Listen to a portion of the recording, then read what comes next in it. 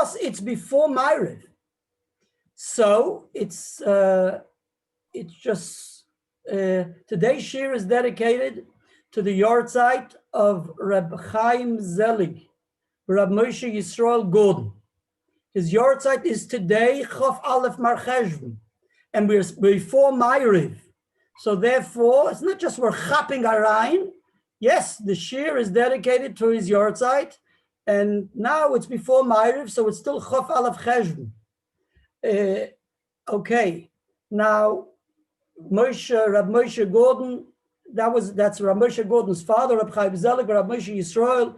So Rab Moshe Gordon is dedicating today's shir in his memory, and I would like to therefore wish Rab Moshe and his family long life, that his father, Rab Chaim Zelig, Rab Moshe Yisrael, should be a gutta better for him and his family, and all in Yonim, L'Tova V'Levrocha, Mazel V'Chol Tov Sela. And it's very important. And one of the highlights of the yahrzeit in the dedication is a special connection to the Rogatchover Gaon. And that is that Rab Chaim Zelig was born in Dvinsk, in the city where the Rogatchover Gaon was the Rav, the Chassidische Rav. And Rab Chaim Zelig, as told to us by Rab Moshe, was that Rab Chaim Zelig davened in the Rogatchover shul. And he once told me that now he understands why his father always davened Nusach Hari. When he came to Melbourne, he davened Nusach Hari. And the reason he davened Nusach Hari was bepashtus, because he was born and raised in the shul, in the Rogatchover shul.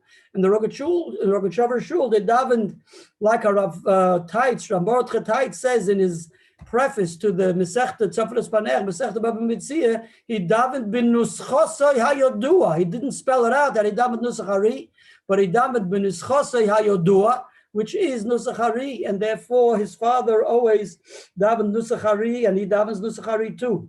And b'schus his father, b'schus Rab Chaim Zelig, Rab Moshe Yisrael, this shir, the Rogatchover shir, was established 10 years ago. So realize that was in his chus. Rab Moshe, with others, with etc. We established the shir 10 years ago, and it was b'schus his father, and therefore all the schusim of the limud Torah and the Torah of the Rogatchover, Zol should support and bring strength to the aliyas and neshama of his father, and also bring mazel and brocha for him and his family. L'chaim v'lebrocha yasher koyach baruch atah Adonai Eloheinu melech haolam she'akon lihi yabed dvorim. L'chaim. Okay, today's shir, we will focus on the coming weeks of Torah. The seder was, we established that we sang the shir for the upcoming week, for the coming parsha. This week, we will focus on the upcoming Haftara. That is the Haftara for Parshas Chayei Sara, is if you have yours, please take out your Siddur, your Chumashim, and in many Chumashim, in the back of the Chumash, you'll have the Haftara. If you have a stone edition or your art scroll edition, whatever it is, or any other Chumash, you should find your Haftara in the back or right after the Sedra. Or you can take out a Sefer Melochim, a Tanakh, a Sefer Melochim, which is the Book of Kings, however you call it. Yes, Sefer Melochim. So in Sefer Melochim, Kapitel Aleph. In Kapitel Aleph, that's the beginning of Kapitel Aleph. That's the section, the first section of that kapitel, of that chapter, of chapter 1, is this. That's the section of the Haftara, and it goes on until Pasuk Lamed Beis, till the 32nd Pasuk. And nevertheless, we don't say the whole chapter in the Haftara, but a big section of the Haftara is said this week in Parshas Chayei Sara. Now, the reason, the general connection, the reason why we say this Haftara. Now, the focus of the Haftara is, the discussion of the Haftara is, it starts off, the opening words of the Haftara is, if you take out, please take out your Chumashim, V'hamelech David Zoken Bo Bayomim. That Melech David, that King David, was old, advanced in his years. So it says in the Levush, right? The Talmud Mordechai Yafa, the Talmud of the Ramah, Ramesha Isalish. So in Shulchan, in the Levush, in Siman Tov Reish Samach Tes, in Orach Chaim, in the Levush and Shulchan Aruch Orach Chaim, Siman Tov Reish Samach Tes, he says the connection. He gives different reasons for different haftaras, and the reason for this haftara, he says, is because we find in our parsha. we know that the Haftara has to be me'inyan ha-parsha or me'ein ha-parsha. It has to have some teichen of the parsha. So being that this week's parsha, in the coming parsha, in Chayei Sara, he says, V'Avrom zoken bo bayomim. The Mela, therefore, here too, that's opening statement of this Haftara is V'Hamelech David zoken bo bayomim. Just like in our Chumash, it talks about that Avram Avinu was old and he came with advanced in years. He was advanced in years. The same too, Hamelech David zoken bo bayomim. So that's just a short mention in the Levush. It doesn't say any more than that. But the fact is, if you'll take out, I'll actually share with you what I don't have to go detail it. If you have a stone edition of the Art Scroll of Chumash, I think it's published by the Art Scroll. It's the stone edition, right, of your Chumash. So in the stone edition, which we generally use in as our text when we learn the Shir. So in the stone edition, you will find that in every opening, by every Haftara, he has in his glosses, in his notes, a general explanation of the connection of the Haftara with the Parsha. And therefore, he explains, and look there in detail, because I don't want to repeat it, but I'll continue on talking in this vein, and that is that the gist of the Parsha and the gist of the Haftara is succession. Succession.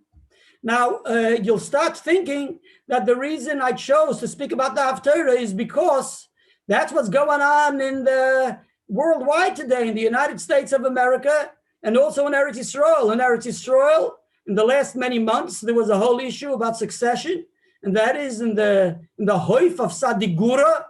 The Hoif of Sadigura, tzach es tut sich a ganze Gratschke, yeah, about who is the one who's succeeding the Sadigura Rebbe. Is it the youngest son, or is the oldest son, or is it the middle son?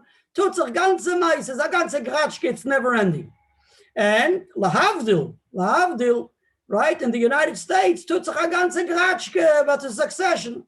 Yeah, who, he or he, and stutzach meises. We don't have to elaborate. You can tell me more about it than I can tell you. Well, that's not the reason I chose to discuss the Haftara, because it talks about these topics, but it definitely reflects of what's going on in the world today. There's no two ways about it, that it's definitely a reflection of what's going on in the world. Like we have to live with the Parsha, we live with the Haftara. So there are lessons from the Parsha, lessons from the Haftara, etc. Now, what's even more interesting is as follows, as we'll go on to detail, which is elaborated in the Likutei Sichos from the Lubavitcher Rebbe Zchus Yogan Aleinu in volume 25 in Parshas Chayei Sara, where he brings from the Sefer Keser Shem Tov, not from the Baal Shem Tov, but there's a Sefer called Keser Shem Tov, from Rab Shem Tov Gagin, who Rab Shem Tov Gagin was the Av Bezdin of the Portuguese and the Sephardic community in London. He was the chief rabbi. He was their Av Bezdin many years ago in London, and he wrote a gewaltige chiburim called Keser Shem Tov, which comprises all the different Menhagi Yisrael from Ashkenazim and Sfardim and Teimanim, etc., and brings references and support for each minig. Very beautiful, fascinating set of Sforim, which was actually reprinted by Machon Ahavat Shalom I'll tell you where to go. I tell you this more than once. Just off Meir Shorim Rechov Bardichev. Just make sure to go be protected with your gear. That, if you're going in Tzniistik, you're fine. But otherwise, you better dress with your gear, not to get pelted with rubbish bins or rocks or stones. And it could be even from those who are demonstrating against Netanyahu. You never know. You have a lot of different people out there pelting people with stones and rubbish and stuff. It's Lav Dafka, these fellows. It's all different. There's a crazy havoc going on in the whole world, even in Eretz Yisrael. Not just from the Bechulu, but even from those in wherever they're demonstrating. Okay, a terrible inyonim. Anyway, Rechov Barditch and Machon Ahavat Shalom reprinted the Set Keser Shem Tov from Rab Shem Tov Gagin. And he was a Rav Chief Av Bezdin in London. And just to mention London, in Great Britain, Chaval al Da'avdin, Rav Jonathan Sachs was Holach Lohoilomo, is Chaval al Da'avdin, is definitely the Neshama soll haben an Aliyah, and seine Schusim sollen beistehen alle Yidden.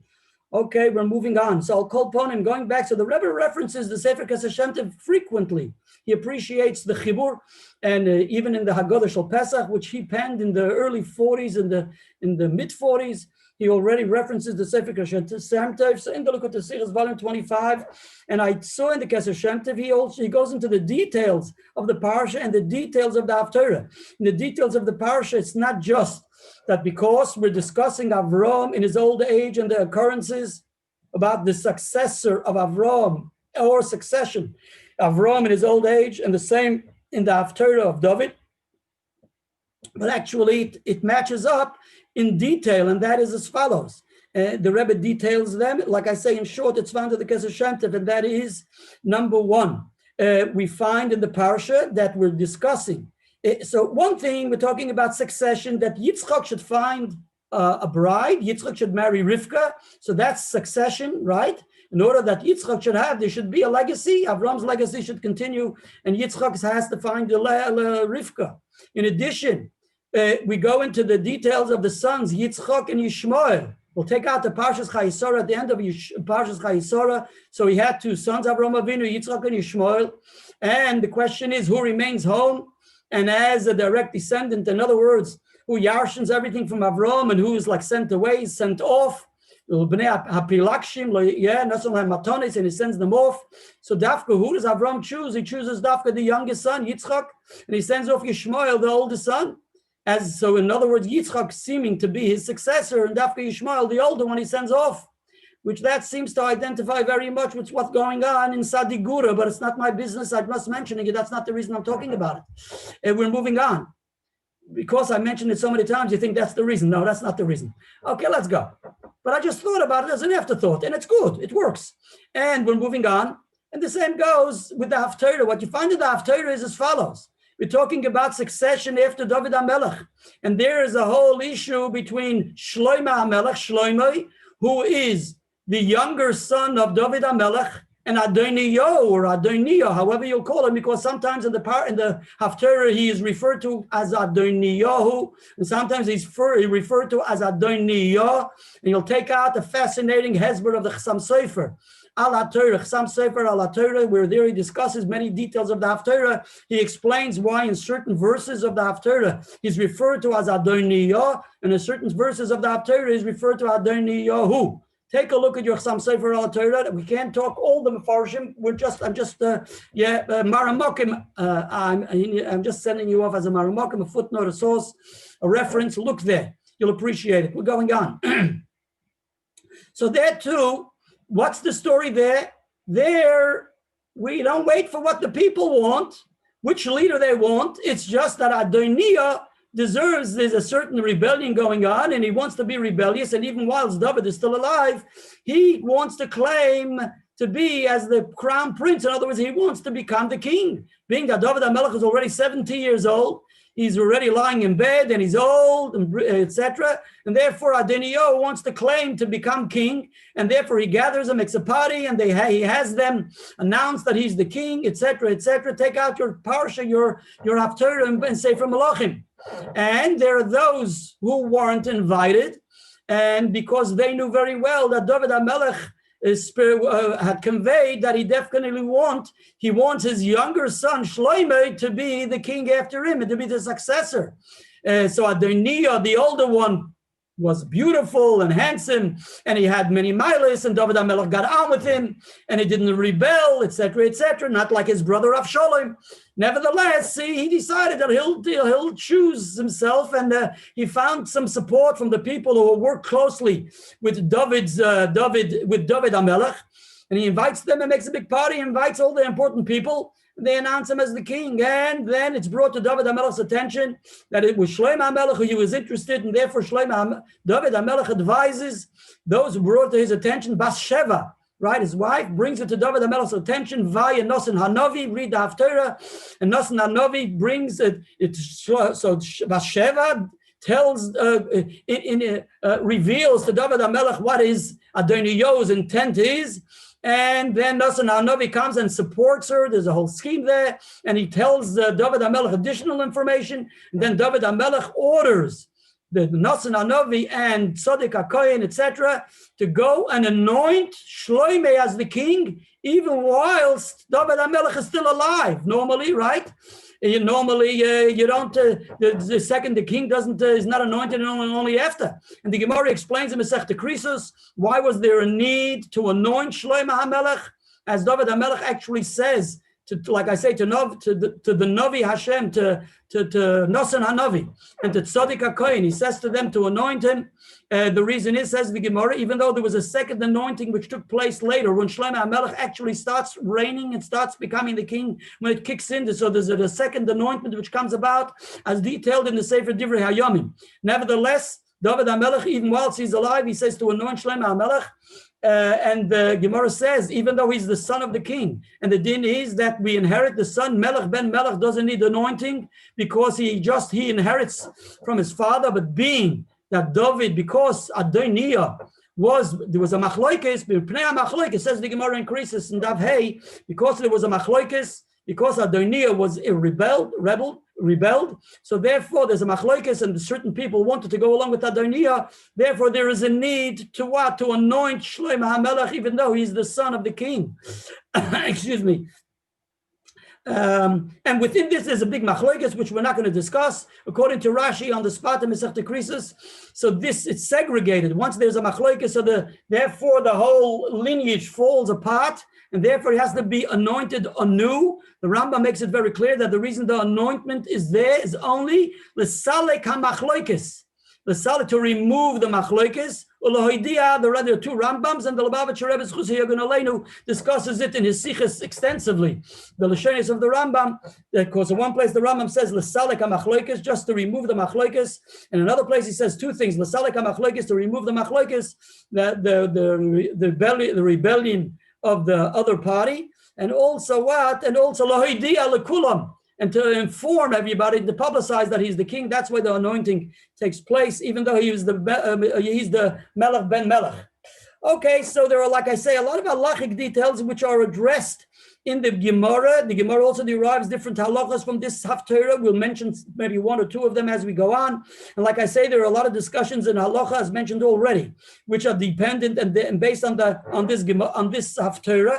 We're going to focus on a specific, seemingly a minor point, but even though it seems to be something like by the way and merely like minor, but actually in the works of halacha, it plays a very important role. And let me just introduce to you what the issues are. But before we go on to that, let me just also say, so after I spoke to you, brought to your attention the general connection of the Haftara with the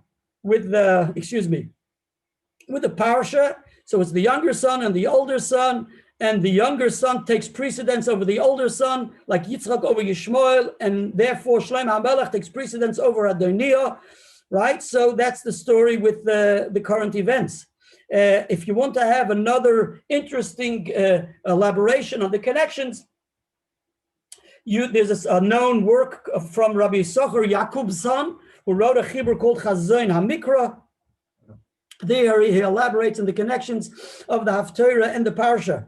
The Gemara in Masechta Bava Kama actually highlights a verse, a pasuk, which connects a lesson from the Haftara, which the same lesson seems to be also derived, according to another opinion, from the Chumash. And that is as follows. In Masechta Bava Kama, if you have a Gemara Bava Kama, you'll take out your Gemara in Masechta Bava Kama, page 92b, Daf Tzadik Beis Amud Beis. So there's a whole lengthy exposition where there is an interesting, where the Gemara advances as follows.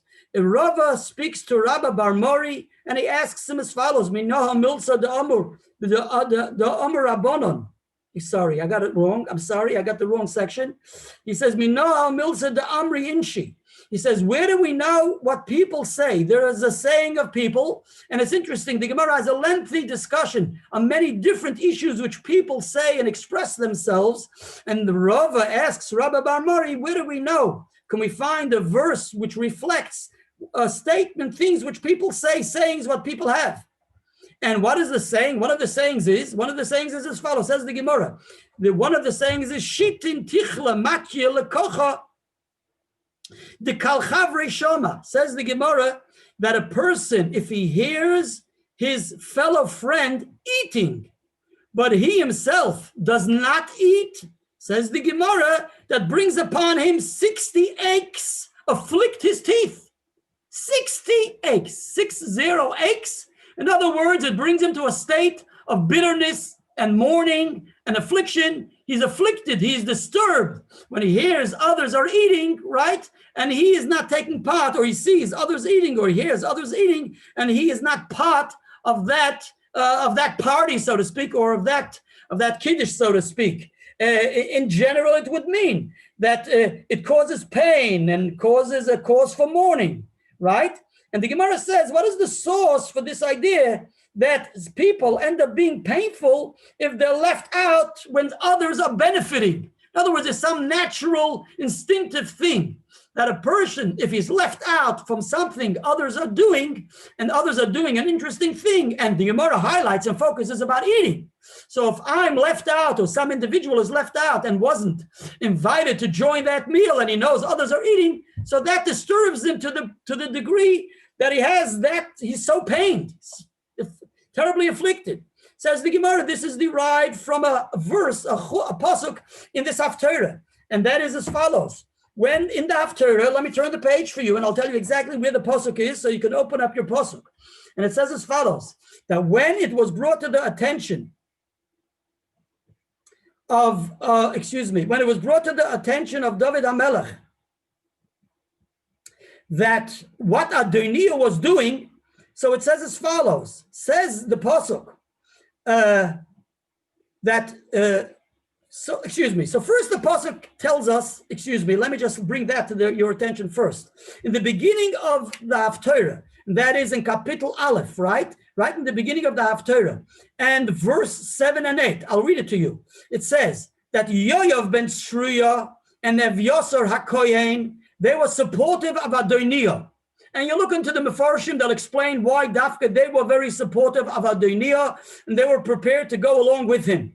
But the pasuk goes on to say, Tzadik HaKohen, B'noyo ben Yehoyoda, Nasan HaNavi, and others were not supportive of Adoniah. And like I say, you look in the Mefarshim, Rashi, the Radak, the Mitsudis, and also in a fascinating commentary on the Tanakh, which is known from Rabbi Shmuel, the Rosh Laniado, who wrote a pirush called Kli Yakar on Nevi'im. So he has a fascinating, there you'll find a compilation of all the different Mefarshim. And then it's been in the last many years republished and reset by Mochoin Haksav and Eretz Yisrael. It's a fascinating pirush, Rab Shlomo Laniado, if I recall correctly, it's Rosh Laniado. And so there he goes into the details why these were more supportive and these were less supportive, etc., even though you'll find them in your classics like Rashi and the Radak. Okay, so that's what the enumerated in the pasuk. So then, when this is brought to the attention of David HaMelech, listen carefully. So really, what the main thrust of what should have been brought to the attention of David HaMelech is that Adoniah, his son, is making a celebration, and they're announcing that he's the king. That should have irked David HaMelech to hear that news. Nevertheless, we see in the pasuk, and that is in Kapitel Aleph, pasuk 25, pasuk Chafei, he says as follows. 26, pasuk Chavav, says Nasan HaNavi, when he's speaking to David HaMelech, he says, V'li ani avdecha, I, your servant, meaning Nasan HaNavi, ulet Tzadik HaKohen, and Tzadik the Kohen, and lebnoyo ben Yehoyoda, and l'shloima avdecha, and Shloima, your servant, which is your son, loy kara, they were not invited. So the Gemara deduces from this that he complained, Nasan HaNavi brings to David HaMelech's attention, not just that he's partying and he was announced as the king, right? Before he was meant to announce himself as the king. Who's the winner? Do you leave it up to the people? Do you leave it up to who gets the more votes? Or you just announce that you're the winner? You get it? It's all reflecting of what's going on today. Think about it. Well, that's what happened in the time of David HaMelech with Adoniah. Adoniah didn't wait for the people to support him. He just decided he's the winner. And B'meila, therefore, even though he had no support, says Nasan HaNavi as follows. He highlights to David HaMelech that he wasn't invited, Tzaddik HaKohen wasn't invited, Ben Yehoyada wasn't invited, Shlomo, his servant, wasn't invited. Of course, he mentioned simply, plainly. He mentioned it. Why? Because he wanted to basically convey to David HaMelech that all those who support David and all those who support Shlomo weren't invited. Only those who support Nasa or support Adoniah were invited. But nevertheless, what the gist of the information he should have been conveying was basically that he announced he's the king. Nevertheless, we find this also being told to David. And therefore the Gemara says, this conveys, so Rab Mori says to Rava, this pasuk reflects what people say. When people hear that other people are eating and they're not part of that crowd who's partaking of the food, it irks them and it pains them.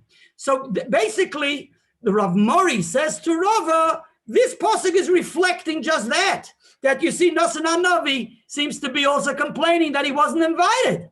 In other words, everybody, all the top people were invited. He's not part of the crowd. It's irking him, so to speak, because that's detailed in the Chumash. So from this, says the Gemara, this reflects this saying of what people say.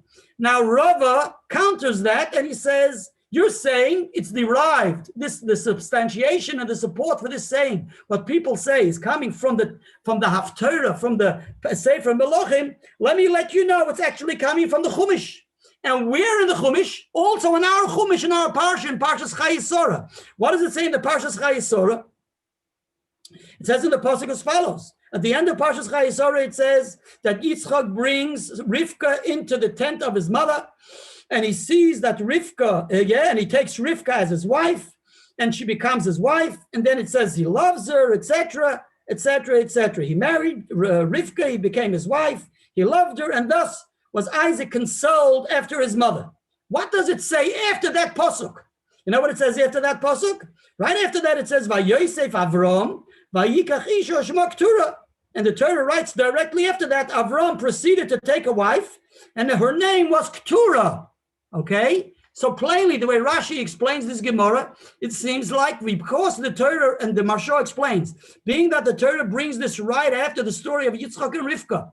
So, and it says the Marsha, because it says Vayosef Avram with the Vav, and Vayosef, this comes in addition and in direct sequence to what Yitzchak takes Rivka as a wife. So Rashi seems to say that Avram envied Yitzchak. In other words, there's something beneficial Yitzchak's doing, he's getting married, and therefore Avram, according to Rashi, seems to envy him. There's something beneficial going on, and he's not being part of that benefit. So therefore that irks him, and that triggers him to get married to Keturah. That's the way we understand this Gemara. The Gemara says, Rav Mori, you said the proof is from the Haftara. I'm telling you the proof is from the Parsha. Now, what you have from this Parsha is, from this piece of Gemara in Masechet Bava Kama Daf Tzadik Beis, a very obvious connection, even though it's like a specific point, it's not a major topic, but a specific lesson, which we know from the Haftara, and we know from the Chumash, depending on Rava or Rav Mori. Okay, Rava Bar Mori. Either Rabba Bar Mori or Rava. Okay, so plainly I mentioned how Rashi learns. Interestingly, there is a Chassam Sofer,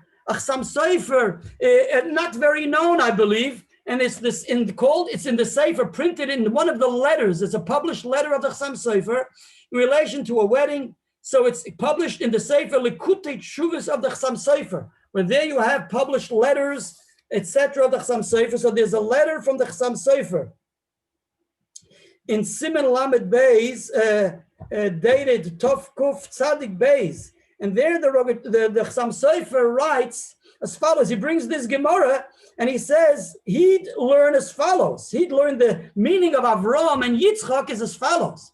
Being that Avram was aware that it can irk Yitzchak if he will get married to Keturah before Yitzchak get married to Rivka, so that's why Avram waited for Yitzchak to get married to Rivka in order not to irk, and it shouldn't affect him negatively. In other words, if Avram would have married Keturah first, it would have affected Yitzchak negatively, right? Like the Gemara says, because he's not part of that beneficial thing. So therefore, Avram doesn't get married to Keturah only after Yitzchak marries Rivka. So with this, the Chassam Sofer learns, interestingly, different than Rashi and different than the simple way of learning. But this is, like I say, I don't think very well known, because it's published in the Likutei Teshuvos of the Chassam Sofer in a letter which he penned in Tovkuf Tzadik Beis. Okay, again, there are a lot of details in this Gemara and exactly where we know all these in Yonim. Let's go on, because it's getting very, very late.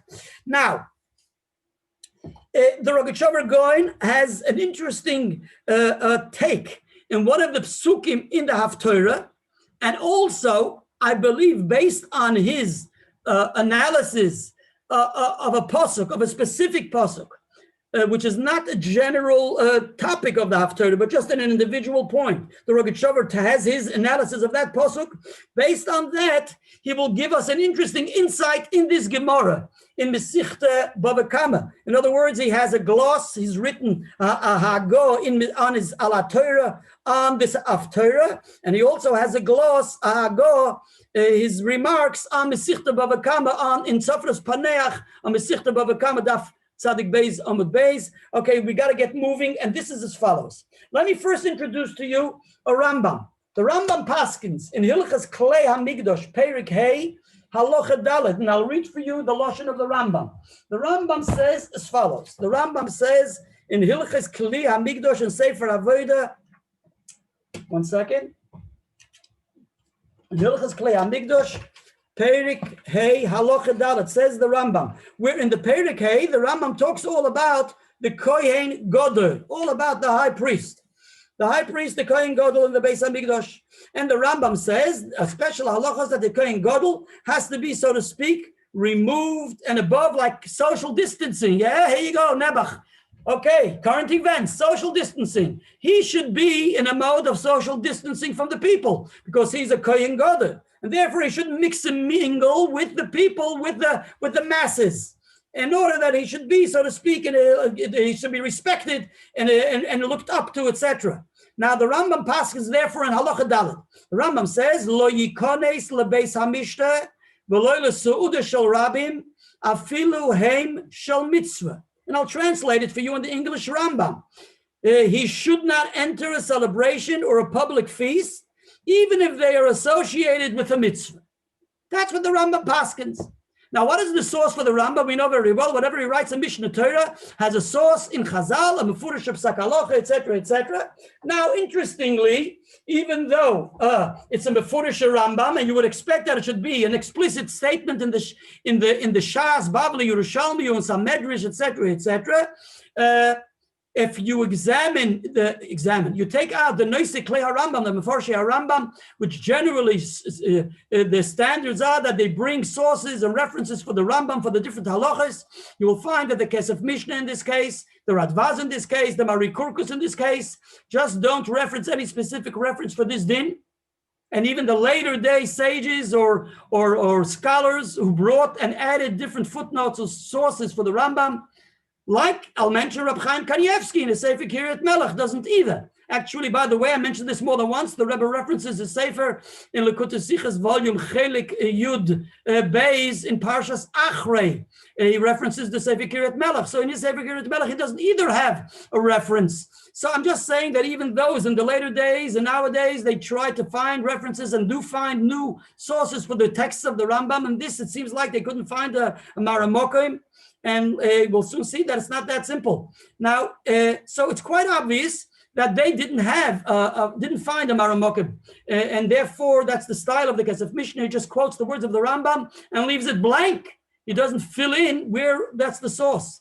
Also, the Aruch HaShulchan, there's a Sefer Aruch HaShulchan He'osid. We know of the Aruch HaShulchan from the Vardik, who wrote a Chibur on Shulchan Aruch, right? He redid the Shulchan Aruch. That's why the Shulchan Aruch is called Shulchan Aruch. And when I was a Bocher in Yeshiva, they said that being that the Aruch HaShulchan argues just about on every din of the Shulchan Aruch, that's why he named the Sefer Aruch HaShulchan, because it's fakert from the Shulchan Aruch. The Shulchan Aruch is called Shulchan Aruch, and he called his Chibur Aruch HaShulchan. Nevertheless, I'm letting you know, I'm not, God forbid, belittling or talking down on it, because who am I? Me, ani, umani. The fact is that the Aruch HaShulchan is a murdedik chibur. He doesn't need my amlotza or my askama. In Gdoli Yisrael, everybody references it, and everybody learns it, and everybody has it, and I know of Yidden and Rabbonim who don't have a Shulchan Aruch in the house, but they have an Aruch HaShulchan in the house. And there's no two ways about it. If you want to have a clarity and a clarity in a crystal way of the halacha, learn Aruch HaShulchan. That's the chibur you got to learn. Gewaldig. No two ways about it. But nevertheless, sometimes in the Psak Halacha, that was the Lithuanian style based on the school of methodology of the Gaon, etc., etc. Not everything which it says in the Shulchan Aruch is the Pesach Achrei, whatever. Now is not the time to discuss it. But let's move on. So I believe that's it. So B'chol here, so he wrote a sefer also called, a set of svarim called Aruch HaShulchan HaOsid. In other words, he deals also with the sections of the Rambam which aren't dafka applicable nowadays. So when it comes to this halacha, where the Rambam says what he says, that he says clearly, this is not mevur in Gemara. Ach bevadai kainhu. Bevadai kainhu. Definitely it is so. Definitely it is so. Well, of course it is so, because the Rambam says so, so it's definitely so. But he's already, it testifies that it's not mevur in Gemara, and of course that's why the Neisikli Rambam don't bring any references from the Gemara for it. And now he goes on to say what's so novel about the halacha is as follows. And he brings this to our attention from Rambam in Sefer Hamada in Hilchas Deos. And this is also referenced already by Rabbi Yosef Kopach in his chibur on the Rambam, the text, the Yemenite, the Nusach Teiman. So in his commentary, he references on this Rambam to look in the Rambam in Hilchas Deis Perek Hey, which possibly he saw the Aruch HaShulchan HaOsid. And the Aruch HaShulchan HaOsid tells us what's so novel about the din in relation to the Kohen Gadol. Because in the Rambam in Sefer Hamad in Hilchas Deis Perek Hey, there he speaks about the way how a Talmid Chacham is meant to act. And a Chacham is nicker, a Chacham is noticed, right? Not just in his study and in his davening, etc., but in all his ways. And he enumerates, I believe, 10 ways. And all, even in the physical, the way he acts, etc. So a Chacham is nicker. It's obvious that he's a Talmid Chacham. And the Rambam there paskins that the Talmid Chacham shouldn't just eat and join, stamp any party. He should only join mitzad the Chabad of the Talmid Chacham and Chabad Torah. He should only join, and mitzad the Derech Eretz with the Talmid Chacham. He should only join such meals as parties, as suudos, which are sudis mitzvah. So that's what the Rambam says when it comes to the Talmid Chacham. Says the Aruch HaShulchan, that's novel about the Kohen Gadol. Kohen Gadol supersedes that, and he's above and beyond the standard Talmid Chacham, and that is that. Even when it comes to a Suda or a Bishta, even if it's a Shel Mitzvah, says the Rambam, he should nevertheless not join it. In other words, even though there's a Heter or Talmid Chacham to join a Suda's Mitzvah, like it says in Hilchas Deos, that's for a Talmid Chacham, nevertheless the Kohen Gadol shouldn't either join, shouldn't join even a Suda's Mitzvah, like it's clear in the Rambam. Okay, these are the words of the Aruch HaShulchan and Rabbi Yosef Kopach. Now, of course, the later day Achroinim are looking for Mekayos for the Rambam, and there's a known Sefer on Sefer Avodah and Sefer Korbanos already referenced. If you have a Rambam of Shapsi Frankel Rambam, these references are there. I'm not shooting any keys, it's all there. It's all out there. But so if you have a Sefer Har HaMoriah, one of the greats from approximately 100 years ago, 150 years ago, who is known for his chibur on the Rambam, on Sefer Avodah and Sefer Korbanos, named it Har HaMoriah. He's also known with a fabulous, fascinating chibur on the Sefer HaItur. So he wrote a chibur there. His chibur on the Sefer HaItur, on the Bal HaItur, his commentary there actually has approbation from Rabbi Yitzchak Elchanan. Okay, so you look there. So he was one of the greats. He was a Rav in a city. He was an Avbezdin, etc., Rav in a city. So he wrote a chibur called Har HaMoriah. So he says, I found a mocker for the Rambam. And comes up very interesting quite often from a Kurdish for the Rambam. And he says, the mocker for the Rambam is a Tosefta. What is the mocker of the Tosefta? What is the mocker in the Tosefta? He says as follows. It says in the Tosefta in Sanhedrin, Perek Dalet, Halacha Aleph says the Tosefta as follows. He talks about a Kohen Gadol. In Halacha Aleph, Perek Dalet, Halacha Aleph, the Tosefta discusses halachas which relate to the Kohen Gadol, and in Halacha Beis he discusses inyanim which relate to the Melech. And so what does the Tosefta say? When he talks about, in general, it says that the Kohen Gadol shouldn't leave Yerushalayim, he shouldn't go out, min hamikdash layetze, he shouldn't go out. And this applies b'shas avodah when he's serving in the Beis Hamikdash. He's not allowed to leave the Beis Hamikdash. Then the Tosefta says, "V'hoylech lahavrois es acherim, Va'acherim bo'in lahavroisoi. He goes out lahavrois. We should know of it, but we know in the Shas and Masechta Moed Katan and lahalacha there's a concept, a principle, lahalacha of sudas havra for a mourner, nebach, right?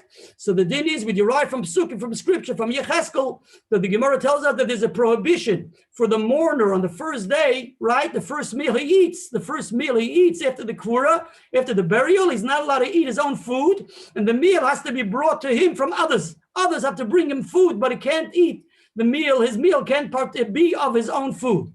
So that's called the Sudas Avro, the meal of Avro, which is translated as the meal of the mourners. Okay, let it be. Now, it says so the Rambam says that the Kohen Gadol goes,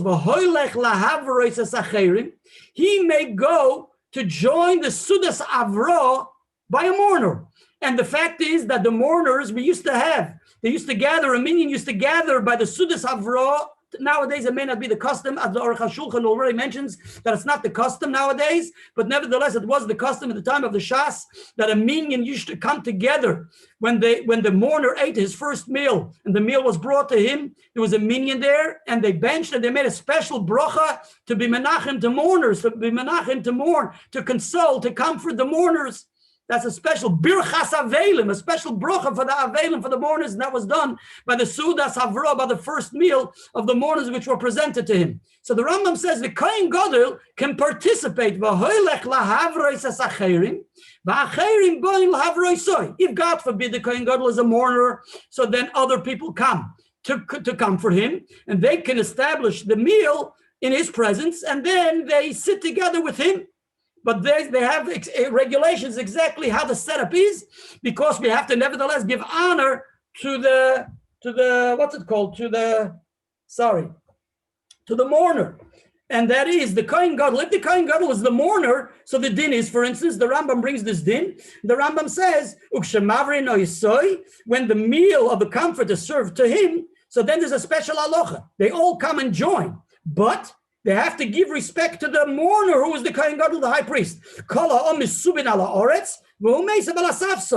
the people sit on the ground, and he sits on a low bench. In other words, it's not good enough. He shouldn't be the Kohen Gadol out of respect, even though the mourners in the time of the Shas sat on the ground, not on a low bench. But now, being out of due to respect to the Kohen Gadol, all the people who are coming to comfort him sit on the ground, and the mourner sits on a low bench out of respect of the Kohen Gadol. So that's why the Tosefta tells us there's special regulations when we're joining the Sudas Havra if the Kohen Gadol is the mourner. So the Tosefta says the same applies, that when the Kohen goes to a mourner, he also can join in the Sudas Havra together with the other people. It doesn't tell us the details exactly in what mode and fashion does he join in, how it's meant to be set up, how he sits, but that's a separate issue. And in contrast to the Melech, that's the way in the Sefer Chazdei David from Rav David Pardo in his commentary on the Tosefta, he says this comes in contrast to the Melech, because when it comes to the Melech, by the Melech, it says the king always supersedes. He always comes first, and he takes precedence over the Kohen Gadol. So therefore, more honor has to be expressed to the Melech more than the Kohen Gadol. So therefore, the rule is in Halacha Beis of the Tosefta, it says that they come to him to join him in his Sudas Havra, but he doesn't go to them.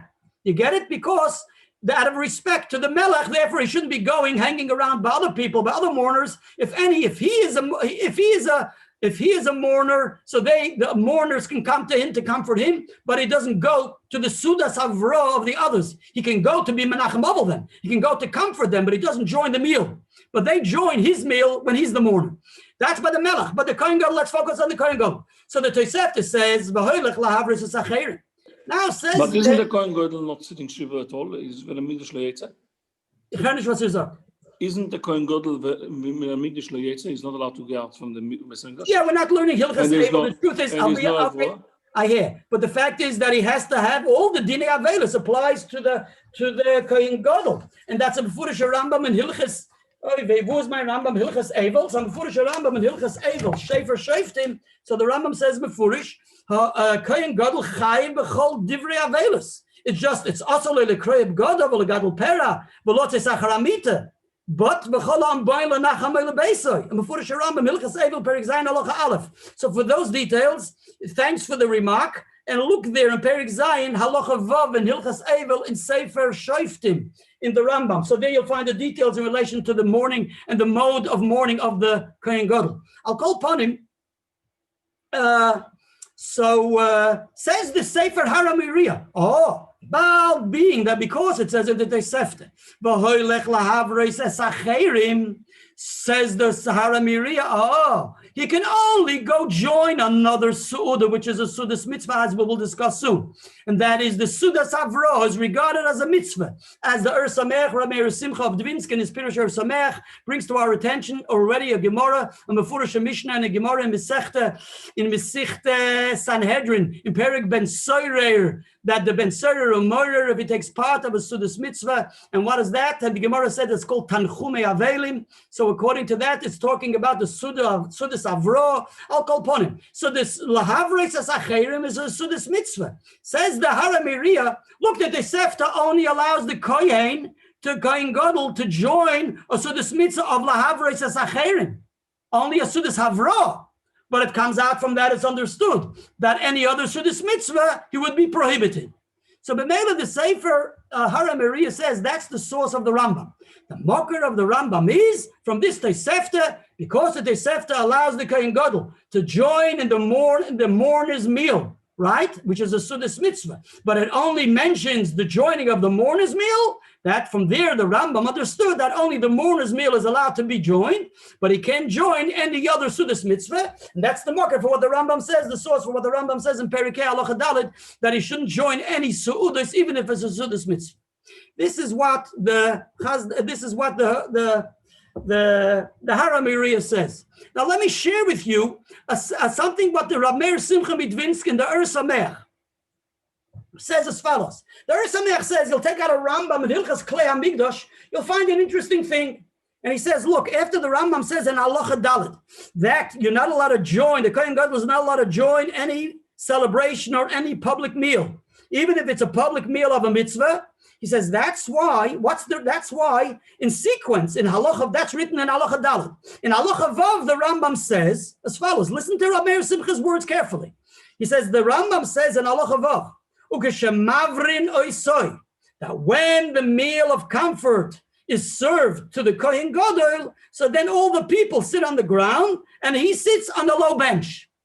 Says Rabbi Meir Simcha, it's very clear from this Rambam that what occurs only when the Kohen Gadol is the mourner, that's when people come and join him in the meal of the mourner's meal. But the Rambam does not discuss when he goes out to join others in a mourner's meal. Says Rabbi Meir Simcha, listen carefully. The reason why the Rambam wrote that in Halacha Vav, because he already said in Halacha Dalet that it's prohibited for the Kohen Gadol to join a Sudas mitzvah. Because the Rambam says it's prohibited for the Kohen Gadol to join a Sudas mitzvah, that's why in Halacha Vav he says that he only mentions when others join the Sudas mitzvah in the Kohen Gadol's home as a mourner, when the Kohen Gadol is a mourner. But he doesn't mention a case if the Kohen Gadol is allowed to join any other mourner in someone else's house as a Sudas mitzvah. You get it? In other words, Rav Meir Simcha learns very clearly that when it says in the Rambam you can't join a Sudas mitzvah, it's clearly including and incorporating even when it is a mourner's meal. Totally opposite and against of the Haramiriya. And Rav Meir Simcha says this is based on the language of the Mishnah. You'll take out a Mishnah, Mesichta Sanhedrin. The Mishnah in Sanhedrin only says, Ukeshamavrin oisoi. When the Kohen Gadol is a mourner and there's a Sudas Avro in the Kohen Gadol's home, so then other people join the Kohen Gadol, etc., and he sits on a low bench and they sit on the ground. So it only mentions in the Mishnah, it doesn't also say that the Kohen Gadol joins others when someone else is making a Sudas Avro and someone else is the mourner. So that's why the Rambam records what it says in the Mishnah. So according to Rav Meir Simcha, it's very clear that the Rambam does not accept this Tosefta, right? The Tosefta, according the Haramiriya says the Rambam knows his halacha, that you can't join any Sudas mitzvah. From this, that the Tosefta permits the Kohen Gadol to join a Sudas Avrah, right? So he says from there we understand all other Sudas mitzvahs are prohibited. Now, once Rabbi Meir Simcha says on the contrary, he says the reason the Rambam only mentions the Sudas Avrah of the Kohen Gadol, but not the Sudas Avrah of any other mourner, is because the Kohen Gadol is prohibited to join any Sudas mitzvah, including a Sudas Avrah of a different mourner. So guess what? Guess what? I saw in the Encyclopedia Talmudis, and I believe Menachem Steiner, who is the chairman of the Encyclopedia Talmudis, is not on this year. I think he's not here tonight, so I hope he won't be offended. But nevertheless, the facts are the facts. They, in their footnote, on Erech Kohen Gadol, which volume is that? Let me just see the volume number. That's volume 27.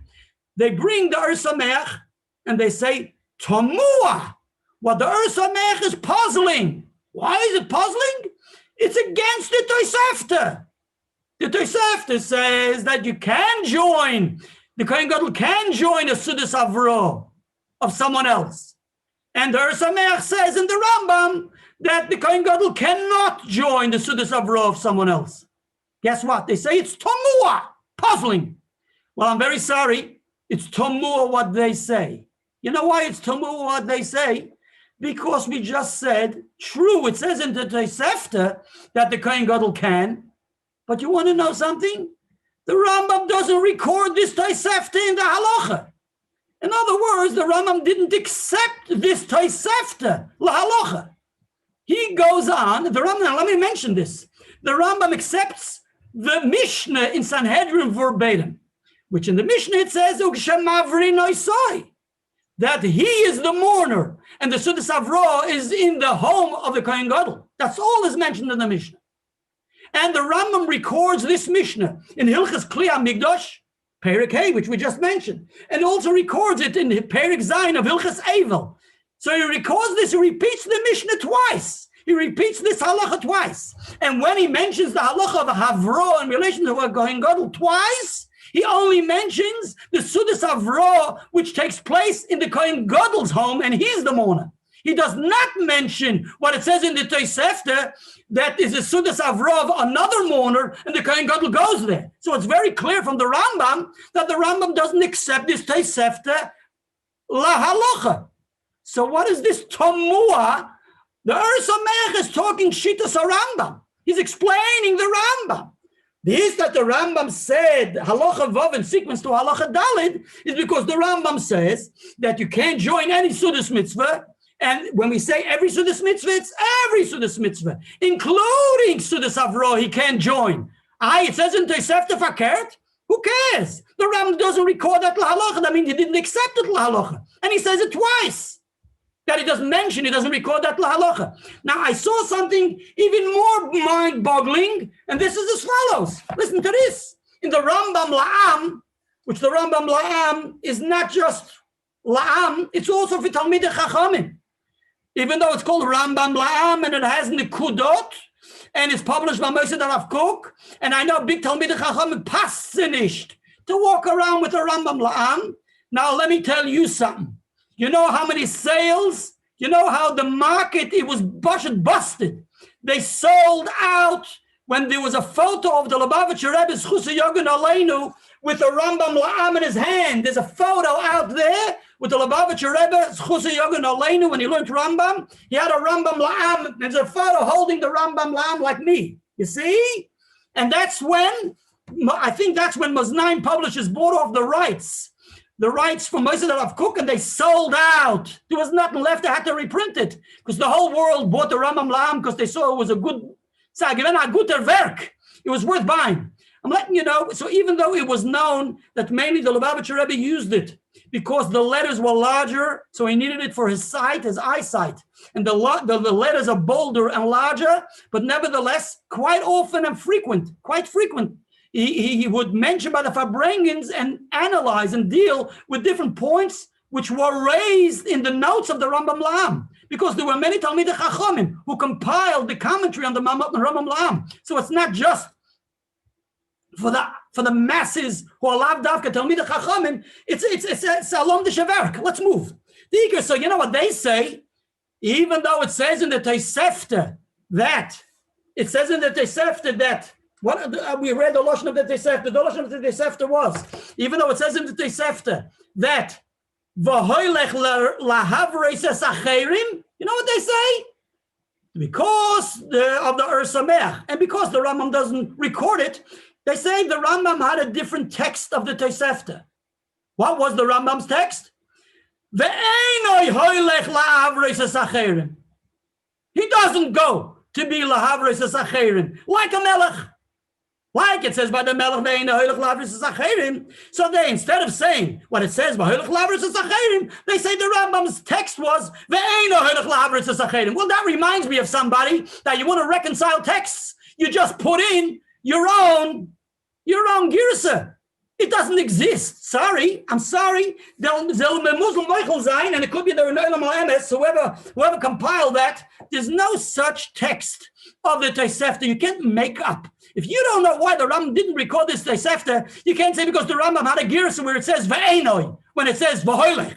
In the Tosefta it says he's allowed to, and they're saying the Rambam had a text which says you're not allowed to. That's why the Rambam doesn't bring it. No such text anywhere. I looked in all the Chilufim Gersois. I don't have all the additions, and I don't have all the texts, etc., but the couple of ones which are accessible, and you can see there's no such text. You can't make up anything like that. And the answer is simple. The Rambam Lahalacha never recorded this din of the Tosefta, and it could be, the reason is, because quite often, when there's a Tosefta which adds explanation to a Mishnah, the Shas Bavli will record what it says in the Tosefta.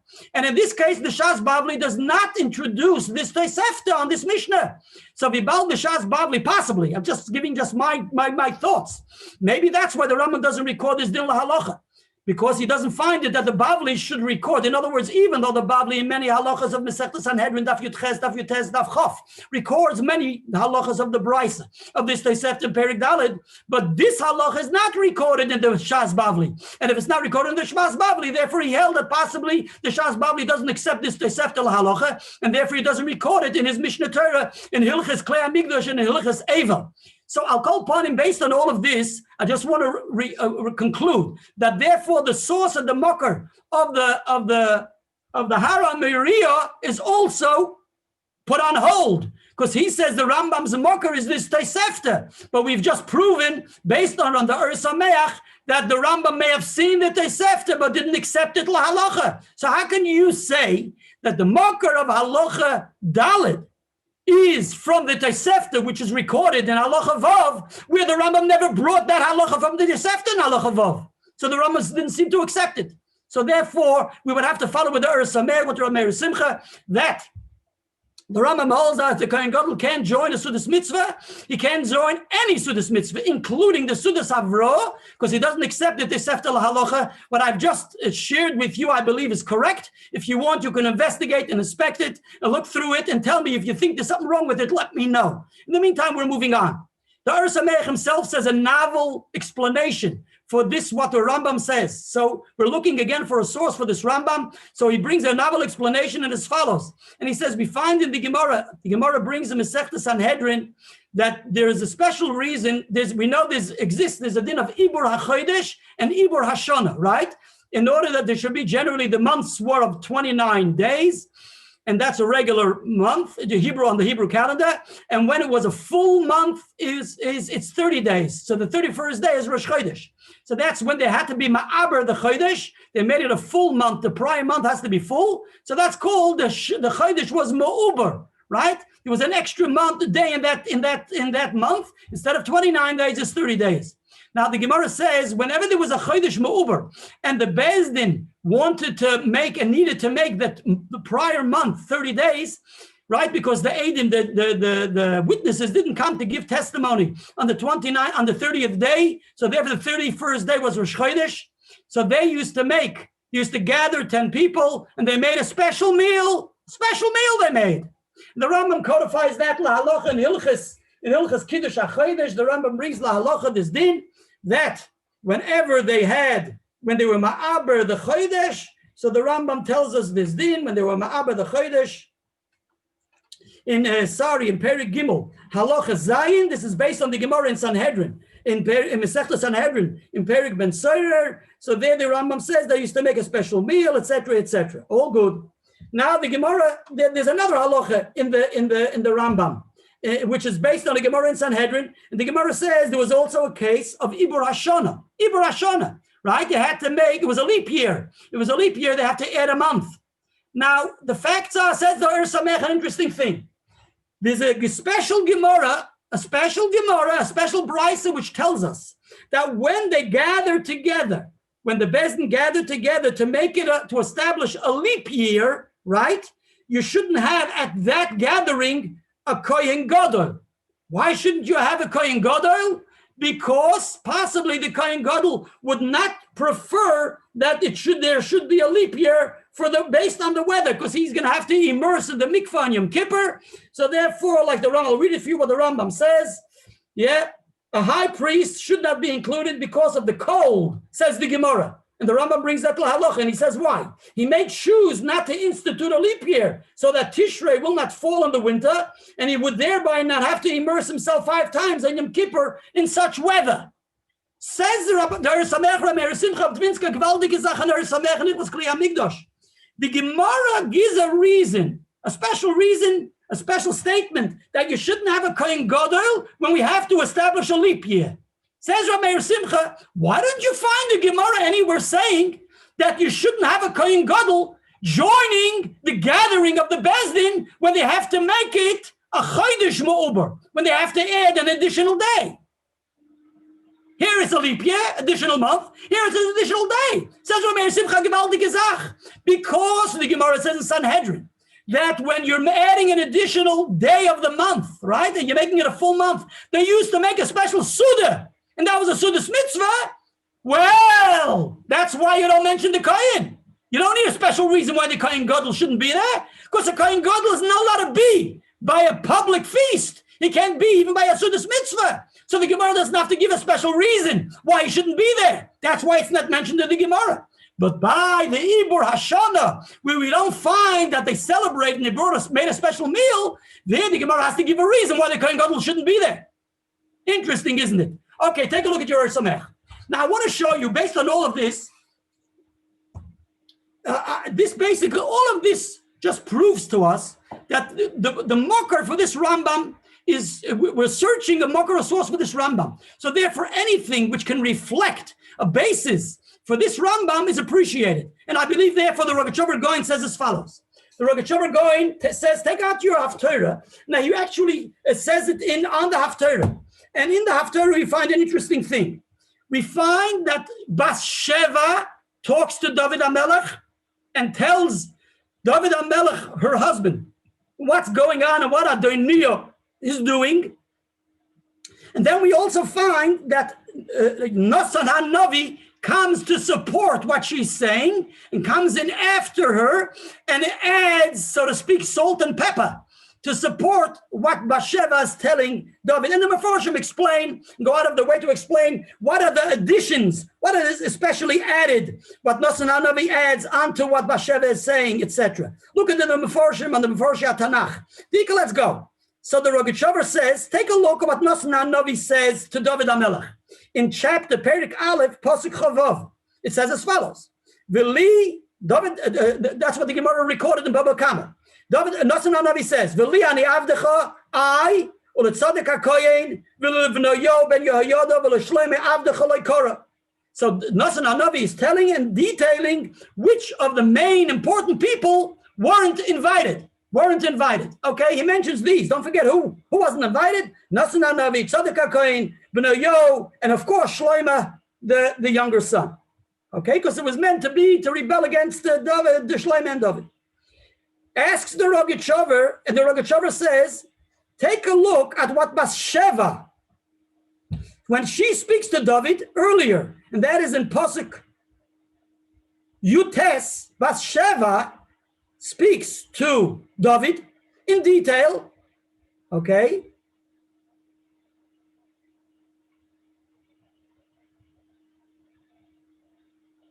Do you get me? You're listening, yes? And she says, Vayikro l'chol b'nei hamelech l'rav Yosser HaKohen l'yoyev Sara tzava v'l'shloime avdecha loy kora. Who was invited? And she mentions only Shloime who wasn't invited. Now, you see that there were others she doesn't mention who weren't invited. But the Rogatchover focuses mainly on Tzaddik HaKohen. He asks, why doesn't, like I say, we have to understand why the others weren't mentioned. But the Rogatchover focuses mainly on Tzaddik HaKohen because that's the discussion of that's what we're focusing on. Why, he says, when it comes to Nosan HaNavi, Tzaddik HaKohen is mentioned. So you would have expected that Tzaddik HaKohen should have also been mentioned by Bathsheba.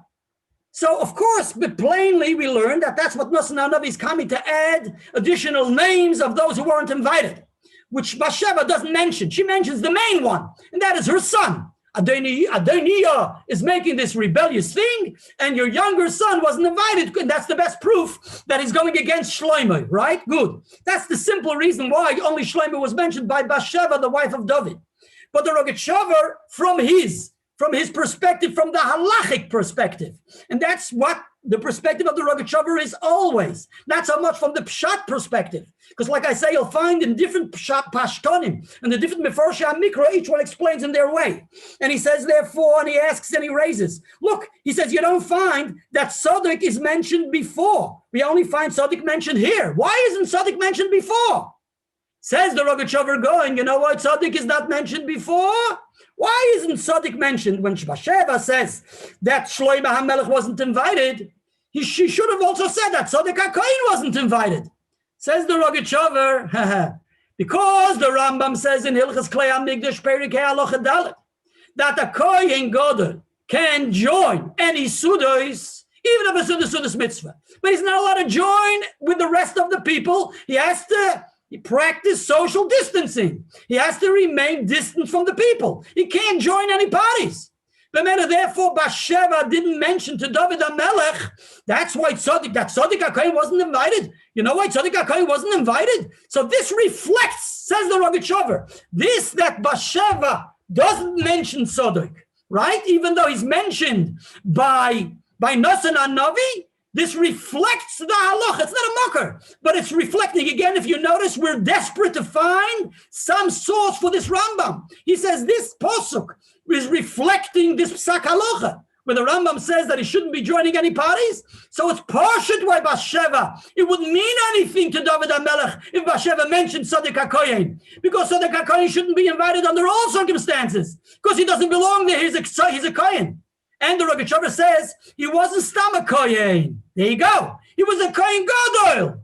So he brings the Gemara in Masechta Yuma Daf Ayin Gimel. It's a Gemara in Yuma Daf Ayin Gimel. It's a Gemara in Masechta Soita Daf Mem Ches. It's a Gemara in Masechta Sanhedrin Daf Chaf Aleph. And it's brought in all the different meforshim in Melachim and also in Shmuel, where it's very clear that David HaMelech, originally, there was Evyosar HaKohen. Evyosar was originally the Kohen Gadol. But because when there was a need to tap into the Urim V'Tumim, and the Urim V'Tumim had to let David know when he was running away from Avshalom, what he should do. And the Urim V'Tumim wasn't functional with Evyosar HaKohen, who was then at the time the Kohen Gadol. So then he saw that the only way the Urim V'Tumim functions if when the Kohen Gadol has divine spirit, when he has Ruach HaKodesh.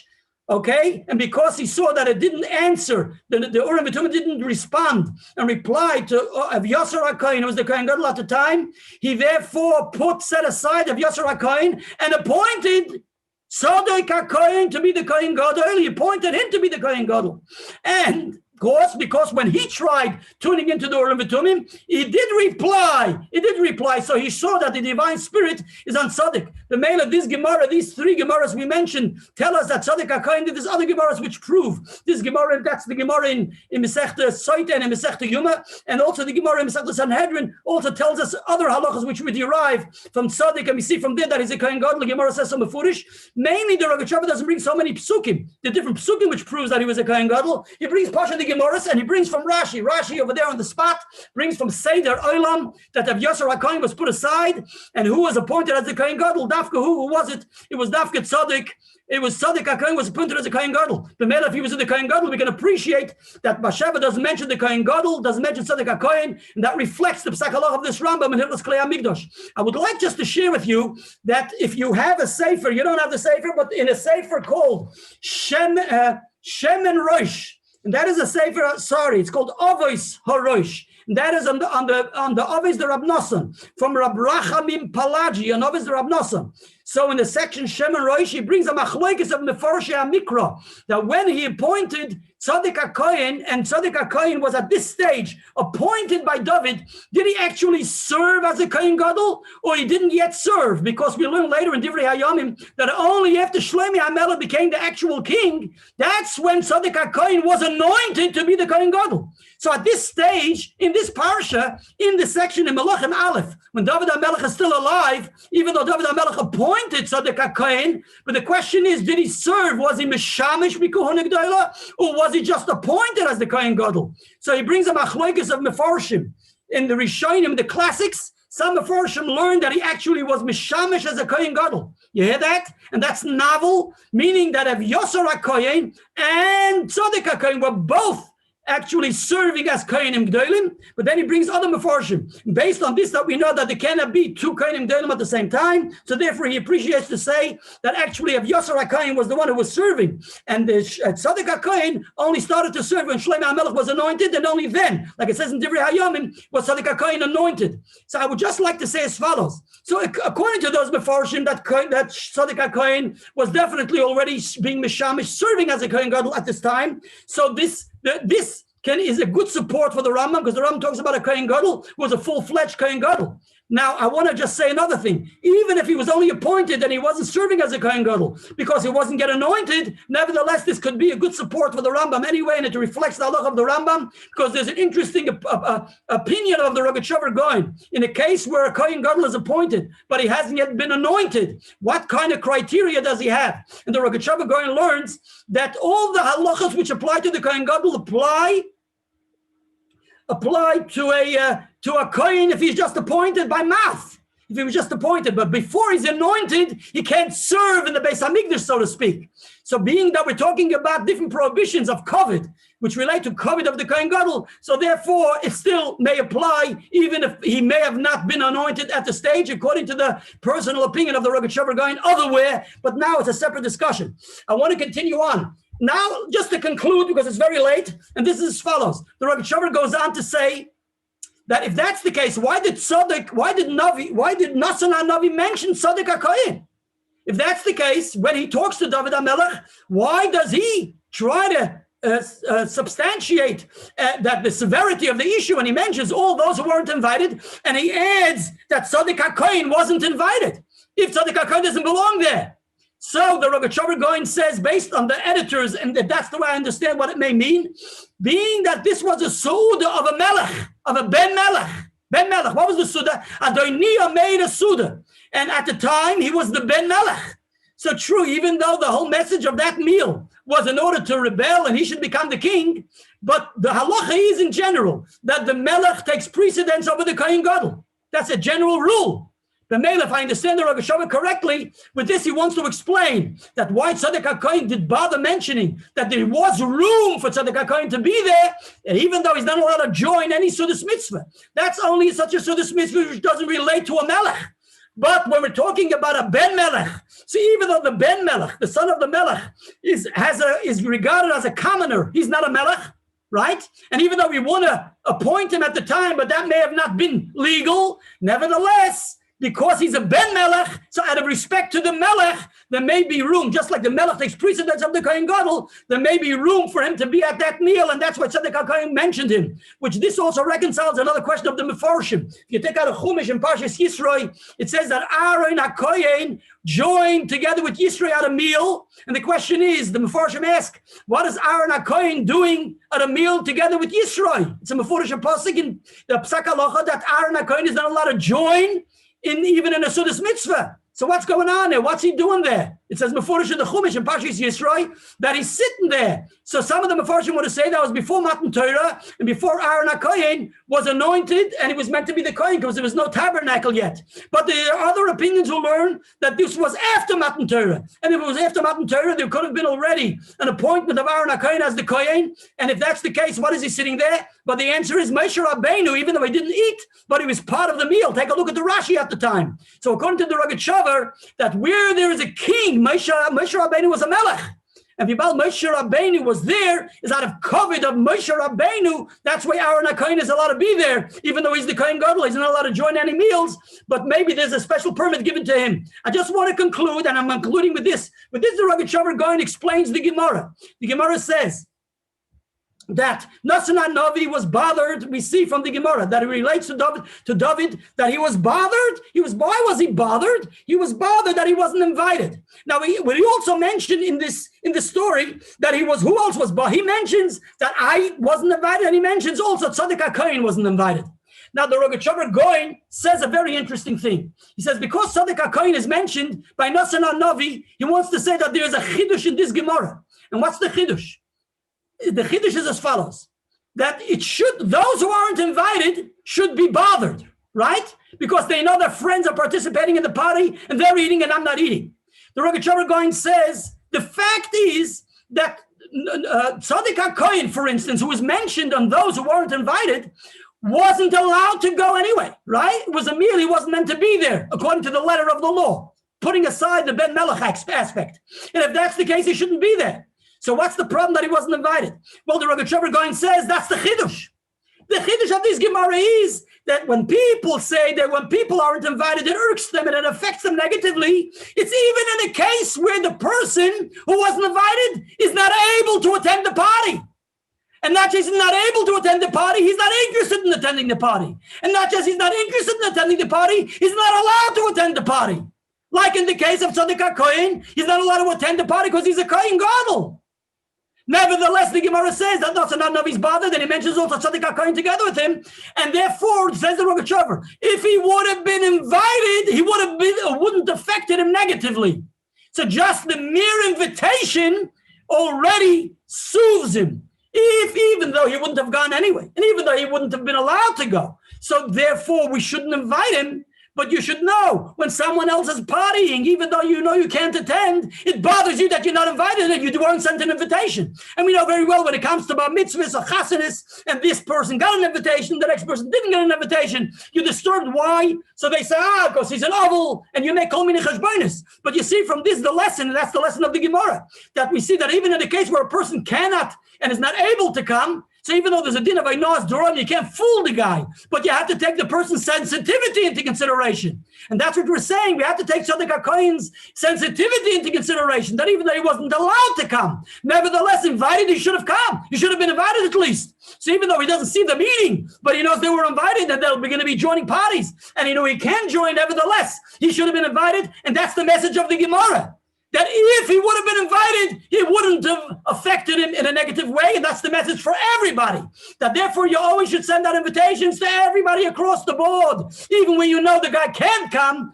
not even though there's a shayla of Einos Dvorim, that's a separate issue, but you have to take the sensitivities of the people into consideration. They shouldn't be affected in a negative way, which I would just like to share with you. You'll see the premise, even though the Rogatchover, of course, doesn't quote the Pnei Yehoshua. The Pnei Yehoshua has an interesting take in this Gemara, and he actually says you should know, these are the words of the Rogatchover. He says that Nasan HaNavi and Tzaddik HaKohen were big tzaddikim, and they didn't go to parties, and they tzaddik oichel aseiva nafshoy. They only ate just enough, as much as they need to satiate themselves. But then you have those people who really like to stuff their tummies, and therefore it would have never bothered Tzaddik HaKohen and Nasan HaNavi to join. Nevertheless, they should have been invited anyway, even though it was considered they wouldn't come. But invitation should have been sent out. According to the Rogatchover, it's not just they wouldn't have come on their own accord. Actually, Tzaddik HaKohen wasn't allowed to come. Nevertheless, the invitation should have been sent out. With this, we end. Again, I just want to conclude in the Shavas Alavim Aliyah from Rabbi Chaim Zelig, Rabbi Moshe Yisrael. Yashikoyach the schus from the Rogatchover's Torah Zalem Beishtein. Have a good night. Thanks for coming and thanks for having. Shkoyach.